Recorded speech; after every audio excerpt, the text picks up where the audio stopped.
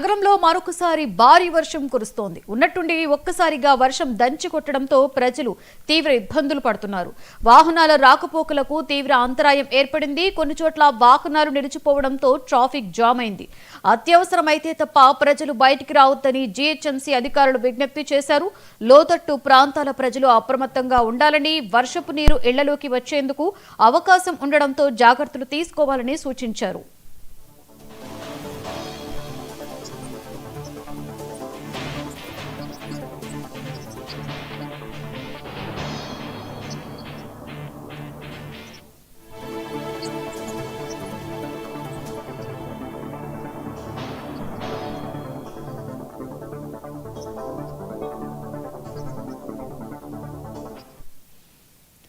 నగరంలో మరోసారి భారీ వర్షం కురుస్తుంది. ఉన్నట్టుండి ఒక్కసారిగా వర్షం దంచుకొట్టడంతో ప్రజలు తీవ్ర ఇబ్బందులు పడుతున్నారు.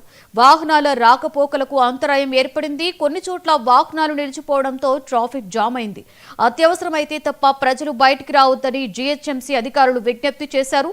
లోతట్టు ప్రాంతాల ప్రజలు అప్రమత్తంగా ఉండాలని, వర్షపు నీరు ఇళ్లలోకి వచ్చేందుకు అవకాశం ఉండడంతో జాగ్రత్తలు తీసుకోవాలని సూచించారు.